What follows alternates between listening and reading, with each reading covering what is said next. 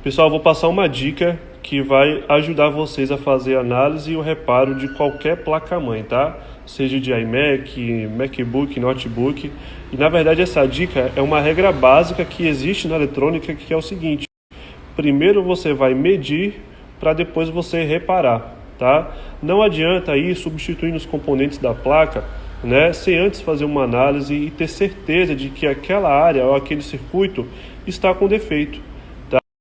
Não existe achismo na eletrônica. Então, por que eu estou falando isso? Porque muitos técnicos acabam substituindo os componentes e aí vai danificando a placa-mãe, né? Vai destruindo, você acaba perdendo tempo e não consegue ter sucesso no reparo.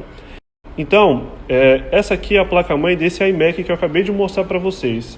Ele está com sintoma de não ligar, tá? Então, olha só como que essa dica ela vai nos ajudar a ter agilidade no reparo. Vamos lá, o iMac não está ligando, certo? Para a gente poder ter agilidade na hora da análise do reparo, a gente precisa ter pensamento lógico. O pensamento lógico aqui é o seguinte: analisar primeiro as fontes primárias para depois analisar as fontes secundárias, tá? As fontes primárias são as primeiras tensões que aparecem na placa. No caso aqui, é essa fonte principal. Tá? Ela vai ligada na energia, né? E depois ela vai distribuir as tensões aqui, ó, para a placa-mãe. Então a gente vai testar. A gente na verdade já testou e verificou que ela está funcionando. As tensões estão saindo normalmente, tá? Então a gente não vai mais perder tempo aqui, porque está boa. Vamos analisar as fontes secundárias, tá? Por que secundário? Porque ela vem depois das primeiras tensões, tá? Então, para poder facilitar para vocês, vamos dizer que essa aqui é a fonte primária. As fontes secundárias, ela está presente aqui, ó, na saída das bobinas, tá? Então vamos supor que essa aqui seja uma bobina do circuito de 3 volts, essa aqui é de 5 volts, essa aqui é de 1 volt, tá? Vamos colocar só como exemplo. Então, em cada terminal dela, vai sair essa tensão. Aqui, se você for medir, vai sair 3, aqui 5, aqui 1 volt, tá? É só um exemplo. Então, o que acontece?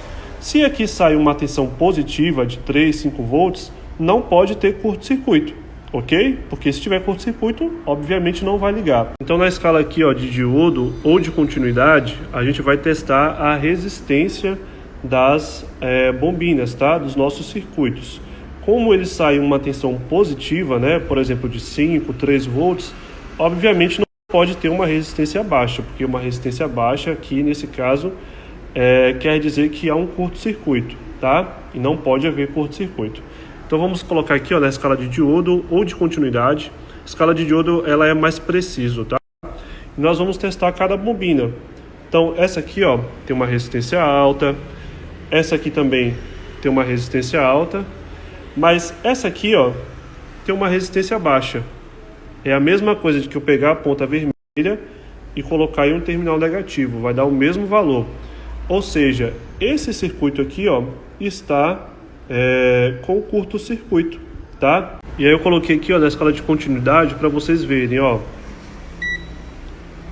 Não deu nada. Não deu nada aqui também. Mas aqui, ó, curto-circuito. Tá vendo? E olha que eu nem abri ainda o esquema elétrico e a gente já tem aqui uma direção do que seja, de qual é o problema, né? Então o que acontece? O próximo passo agora, a gente vai ver qual que é a tensão dessa bobina, se ela é 3, 5 volts, se ela é 1 volt, e nós vamos injetar a tensão aqui e ver qual é o componente que vai esquentar. O componente que esquentar é um sinal de que aquele componente está em curto-circuito. E aí você vai substituir, né, e vai testar de novo para ver se o curto permanece. Se não permanecer, você pode ligar a placa, que é um abraço, e ela já vai voltar a funcionar. Beleza? Então, isso aí é a aplicação dessa dica que eu passei para vocês.